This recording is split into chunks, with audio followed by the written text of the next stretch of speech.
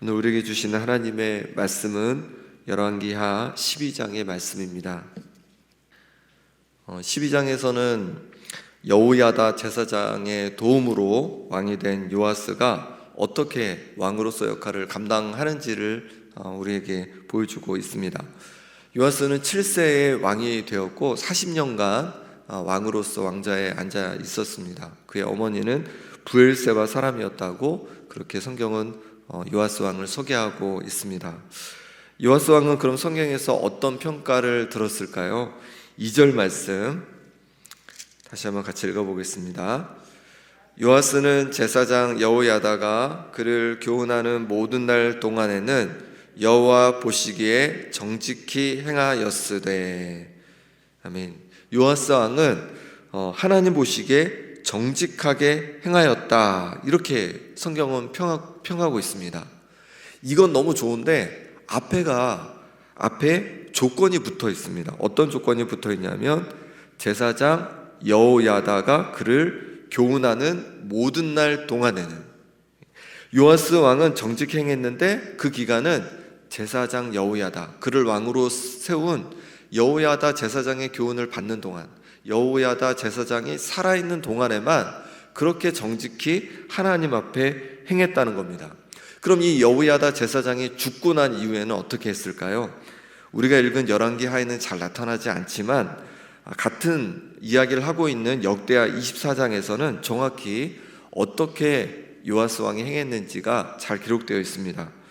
역대하 24장에 보면 요아스 왕은 제사장 여호야다가 살아있는 동안에는 정직히 행했지만 여호야다가 죽자 그 유다 방백들, 그러니까 유대 땅의 지도자들이 아세라 목상과 우상을 이제 섬기자고 제안했을 때 그것을 그냥 받아들여 버립니다. 그래서 더 이상 하나님을 섬기지 않고 아세라 목상과 또 우상을 섬기게 됩니다. 그렇게 되자 여러 선지자들이 이제 이 요아스 왕과 백성들에게 그러지 말고 하나님을 섬기라고 끊임없이 권면했습니다. 그래도 듣지 않는 거예요. 그리고 누가 또 권면을 했냐면 이 여호야다 제사장의 아들인 스가랴가 그렇게 얘기를 해줬습니다. 너희가 하나님을 버렸으므로 말미암아 하나님께서 너희를 버렸다, 그러니 하나님께로 다시 돌아와야 된다라고 경고를 합니다. 그런데 그게 듣기 싫어가지고 이 요아스 왕이 어떻게 하냐면 사람을 보내서 이 여호야다 제사장의 아들 스가랴를 죽여버립니다. 여호야다 제사장이 어떤 사람입니까? 이 요아스를 왕이 되게끔 요아스의 생명을 지켜주고 왕으로 세워준 인물이 바로 여호야다 제사장입니다. 그런데 그의 아들 스가랴 또한 자기 마음에 안 든다고 하나님을 섬기라고 한다고 그냥 죽여버리는 거예요.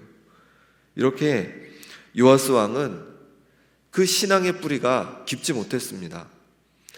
여호야다 제사장이 살아있는 동안에는 그가 자신을 왕으로 세워진 인물이기 때문에 그의 말대로 하나님을 섬겼지만 그가 죽고 나자 이제 힘센 유다의 방백들의 이야기를 듣고 하나님을 떠나서 아세라 목상과 또 우상들을 섬기고 그리고 이 여호야다 제사장의 아들까지 죽이게 되는 것이죠. 우리는 믿음의 뿌리를 깊이 또 튼튼하게 내릴 수 있기를 소망합니다. 사람들의 말 때문에 흔들리는 것이 아니라, 또 내 이익 때문에 흔들리는 것이 아니라, 또 내게 다가오는 어려움 때문에 흔들리는 것이 아니라, 옆 사람의 신앙의 모습 때문에 흔들리는 것이 아니라, 하나님 앞에 정말로 신앙의 뿌리를 깊이 내리고 어떤 상황이 와도 신실하게 주님을 섬겨갈 수 있는 우리가 되길 소망합니다. 또한 우리 자녀들도 어떤 상황에서도 하나님을 깊이 믿음의 뿌리를 내리고 섬길 수 있도록 우리가 함께 기도할 수 있기를 소망합니다. 4절부터 16절까지는 아직 여호야다 제사장이 살아있는 동안에 일어난 일을 기록하고 있는데요, 요아스 왕이 성전을 수리하는, 파손된 곳을 수리하는 과정을 잘 설명해 주고 있습니다. 이 요아스 왕 전에 있던 아달랴 여왕은 바알을 섬기고 그렇게 했기 때문에 여호와 성전을, 하나님의 성전을 잘 돌보지 않았습니다. 그래서 요아스 왕은 성전에 파괴된 곳을 수리하도록 그렇게 하였습니다. 그러면 성전 수리를 위한 비용을 어떻게 충당을 하였을까요? 4절 5절에서 아주 자세히 얘기를 해주고 있는데요, 4절 5절 말씀을 제가 읽어보겠습니다. 요아스가 제사장들에게 이르되 여호와의 성전에 거룩하게 하여 드리는 모든 은, 곧 사람이 통용하는 은이나 각 사람의 몸값으로 드리는 은이나 자원하여 여호와의 성전에 드리는 모든 은을 제사장들이 각각 아는 자에게서 받아들여 성전의 어느 곳이든지 파손된 것을 보거든 그곳으로 수리하라 하였으나. 요아스 왕은 어떻게 했냐면 제사장들에게 성전에 드리는 모든 은, 금, 헌금을 받으면 그것을 가지고 성전에 파손된 곳을 수리하도록 그렇게 하였습니다. 이렇게 하였지만, 왕이 그렇게 얘기를 했지만 어떤 이유에서인지 성전에 파손된 데가 수리가 되지를 않는 거예요. 그러자 요아스는 제사장들을 다시 불러가지고, 특히 대제사장 여호야다를 불러가지고 일을 따져 묻습니다. 그리고 이렇게 안 되니까 새로운 방법을 제안을 하게 됩니다. 어떤 방법이었냐면 우리 7절 말씀은 같이 읽어보도록 하겠습니다. 7절입니다. 요아스 왕이 대제사장 여호야다가 제사장들을 불러 이르되 너희가 어찌하여 성전에 파손한 데를 수리하지 아니하였느냐? 이제부터는 너희가 아는 사람에게서 은을 받지 말고 그들이 성전에 파손한 데를 위하여 드리게 하라. 아멘. 이렇게 읽어서는 좀 불분명한 것 같은데 어떤 내용이냐면 요아스 왕은 제사장들을 책망한 이후에 이제 헌금한 은에서 성전에 파손된 부분을 위해 사용하는 것이 아니라 성전 수리를 위한 그 헌금을 따로 드리자는 겁니다. 그로 인해서 제사장 여호야다 한 궤를 가져와서 그것에 구멍을 뚫고 그것을 성전문 어귀 제단 옆에 두었습니다. 그래서 그렇게 가져온 성전 수령금을 가지고 성전을 수리했다는 거죠. 교회 헌금으로 생각하면 간단합니다. 처음에는 교회 전체 재정에서 일부를 수리 헌금으로 성전 파손된 곳을 고치는 그 헌금으로, 그런 비용으로 사용하려고 했습니다. 그런데 그것이 잘 안 됐습니다. 이유가 여러 가지가 있겠죠. 그 비용이 이 성전 수리하는 데만 쓰는 게 아니라 다른 곳에도 사용됐을 테니까, 그래서 좀 부족하거나 좀 여러 이유가 있었을 것 같습니다. 이렇게 잘 안 되니까 아예 목적 헌금을 따로 한 것이죠. 성전 수리만을 위해서 목적 헌금을 따로 한 겁니다. 궤를 두고 여기서 이 궤에 넣는 것은 다 성전 수리를 위해서 사용하겠다, 그렇게 해서 그렇게 헌금을 모으게 된 것입니다. 그리고 그것을 가지고 이제 성전을 수리해 가게 됩니다. 여기서 우리는 특별한 목적을 위해서는 목적 헌금을 하는 것이 좋을 수 있다, 이런 교훈을 얻을 수도 있을 것 같아요. 그래서 우리가 튀르키예와 시리아를 위해서 또 헌금을 했잖아요. 또 많은 헌금이 또 모여졌더라고요. 아마 다음 주에 얼마나 이제 헌금이 되었고 어떻게 우리가 보내는지를 이제 안내를 광고 시간에 해드릴 것 같습니다. 그렇게 특별한 목적을 위해서 따로 헌금을 하는 것 참 귀한 것 같습니다. 그러면 이제 정확하게 목적을 위해서 사용될 수 있고 많은 분이 더 헌신할 수 있는 것 같습니다. 이뿐만 아니라, 헌금뿐만 아니라 우리가 교회에서 봉사하고 우리의 삶을 하나님께 드리고자 할 때에도 분명한 목적과 방향성을 갖는 것이 좋음을 또한 깨닫게 됩니다.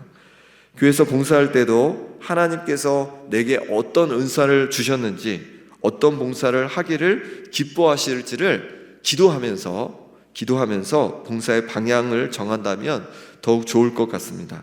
예를 들어서 아이들을 가르치는 은사가 있다든지 아이들이 너무 사랑스럽다 그러면 교회학교 교사로 섬길 수 있을 것 같습니다. 사람들을 만나는 것이 좋고 복음에 대한 그런 열정이 있다면 전도사역팀에서 함께 섬길 수 있습니다. 사람들을 잘 케어하고 잘 돌본다면 새가족 섬김이로 섬겨주시면 너무 좋겠죠. 찬양할 때마다 너무 큰 은혜가 있다면 성가대로 섬길 수도 있을 겁니다. 또한 일터에서도 기도하며 분명한 방향성을 발견하면 더욱 좋겠죠.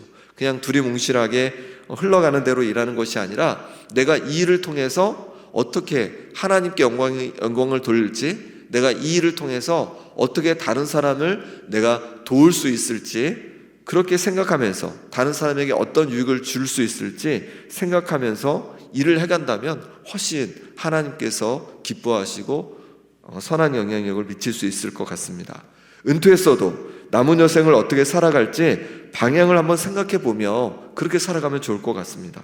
하나님을 위하여 또한 사랑하라고 하신 이웃을 위해서 남은 여생을 어떻게 활용하면 좋을지를 하나님 앞에 기도하면서 그 목적과 방향성을 정해볼 수 있는 우리가 되길 소망합니다. 요아스가 성전이 파손된 부분이 자꾸 눈에 들어와 마음이 동한 것처럼 하나님의 성전에서 어떤 빈자리가 있는지를 살펴보는 것도 좋은 방법일 것입니다. 어떤 부분에서 내가 섬기면 주님의 몸된 교회가 더욱 든든히 세워질 수 있을지 그 빈 곳을 찾아보는 것도 좋은 방법일 것 같습니다. 이렇게 성전 수리할 비용이 채워지면 그것을 이제 어떻게 했냐면 성전 수리를 맡은 감독에게 주었습니다. 그러면 감독은 각 전문가들에게 맡겨서 성전을 수리하게 하였습니다. 목수, 건축하는 자, 미장이, 석수 등에게 들어온 헌금을 이렇게 주어서 일을 하도록 했던 것이죠. 그러면 그들은 성전을 수리했는데요. 이들은 그럼 어떤 자세로 성전을 수리했을까요? 우리 14절, 15절 말씀 같이 읽어보겠습니다. 그 은을 일하는 자에게 주어 그곳으로 여호와의 성전을 수리하게 하였으며 또 그 은을 받아 일꾼에게 주는 사람들과 회개하지 아니하였으니 이는 그들이 성실히 일을 하였음이라. 아멘. 여기서 보면 은을 받아 일꾼에게 주는 사람들과 회개하지 않았다 이렇게 얘기를 하고 있습니다. 장부를 아예 쓰지 않았다는 거예요. 왜 그랬을까요? 그들이 정직하고 성실하게 일했기 때문에 굳이 장부를 쓰거나 계산할 이유가 없었다는 겁니다. 그 정도로 일하는 이들이 정직하게 성실하게 일을 감당했다는 것이죠. 우리도 직장에서 일을 한다면 이 정도 되면 정말 좋겠습니다. 우리가 그리스도인이라고 하면 당연히 정직하고 성실하게 일할 줄 아는 것이죠. 확인도 안 할 정도로 우리를 믿는 겁니다.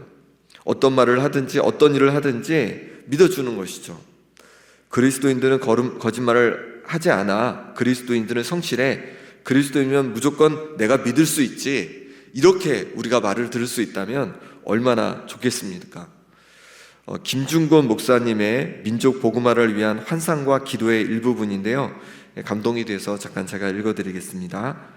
각 학교 교실에서 성경이 필수 과목처럼 배워지고 국회나 각의가 모일 때마다 주의 뜻이 먼저 물어지게 하시고 국제시장에서 한국제 물건들은 한국인의 신앙과 양심으로 보증수표처럼 믿어지는 민족, 여호와를 하나님으로 삼고 예수 그리스도를 주로 삼으며 신구약 성경을 신앙 행위의 표준으로 삼는 민족, 이런 민족이 되게 하소서. 아멘. 저는 이 기도 중에서 국제시장에서 한국제 물건들은 한국인의 신앙과 양심으로 보증수표처럼 믿어지는 민족, 이 부분이 가장 마음에 좀 와닿는 것 같습니다. 우리가 이런 민족이 될 수 있겠습니까?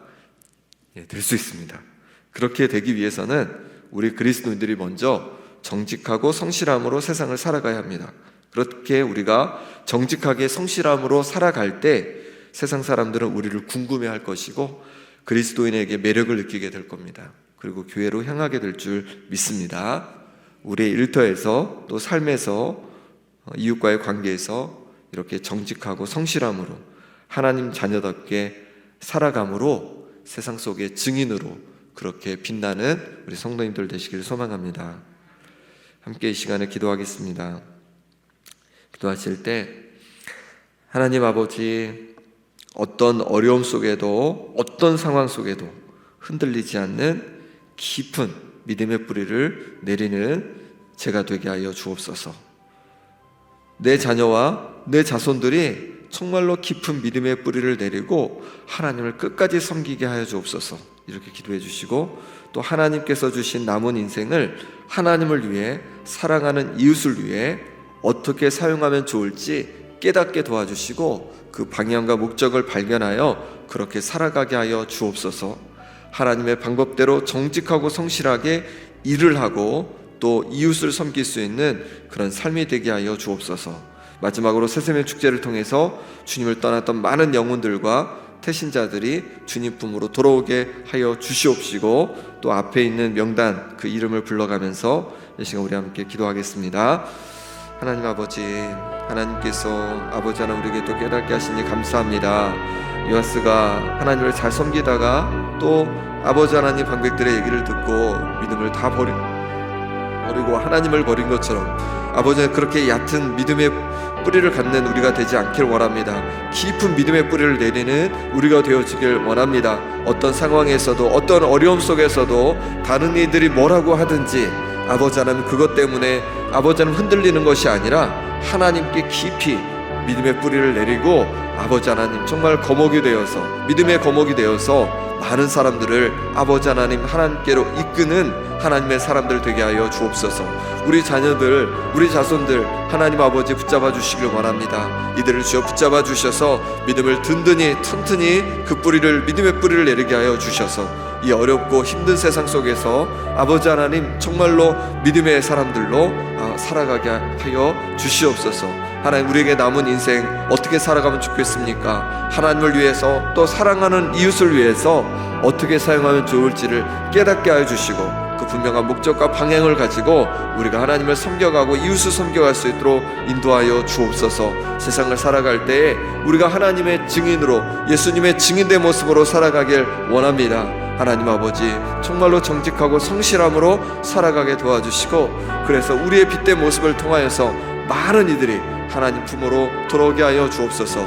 새세면 축제를 통해서 주님을 떠났던 많은 영혼들이, 아버지의 태신자들이 주님 앞에 돌아오기를 원합니다. 하나님 그들의 마음을 아버지 하나님 움직여 주시고 하나님 품으로 다시 돌아올 수 있도록 인도하여 주시옵소서. 박윤진, 박상현, 정은주, 정예준, 황유준, 박우진 하나님 귀한 영혼들을 하나님께서 기억해 주셔서 하나님 품으로 돌아올 수 있는 은혜를 허락하여 주시옵소서. 하나님 붙잡아 주시옵소서. 이들과 함께하여 주시옵소서. 하나님 부탁드립니다. 하나님 아버지, 요아스는 하나님을 잘 섬기다가 또 사람에 의해서 그 믿음을 다 버리고 하나님을 떠났습니다. 하나님, 우리는 믿음의 뿌리를 든든히 하나님 앞에 내리기를 원합니다. 어떤 어려움이 와도, 힘듦이 와도, 누가 뭐라 해도 믿음의 뿌리를 하나님 앞에 깊이 내리고 하나님 앞에 살아갈 수 있는 믿음의 거목들 되게 하여 주옵소서. 우리 자녀들과 자손들도 하나님 은혜 부어주셔서 하나님께 깊이 믿음의 뿌리를 내리고 이 어렵고 힘든 세상 속에서 담대히 그리스도인으로 살아갈 수 있도록 은혜 더하여 주옵소서. 하나님, 우리에게 이렇게 귀한 인생을 선물로 허락하시니 감사합니다. 우리 인생을 그냥 허비하는 것이 아니라 하나님을 위해서, 또 우리가 섬기도록 만나게 하시는 이웃을 위해서 분명한 방향성과 목적을 가지고 남은 여생을 귀하게 사용할 수 있도록 우리를 붙잡아 주시옵소서. 하나님 아버지, 세상을 살아갈 때 하나님 자녀답게 세상 속에서 증인된 모습으로 살아갈 수 있길 원합니다.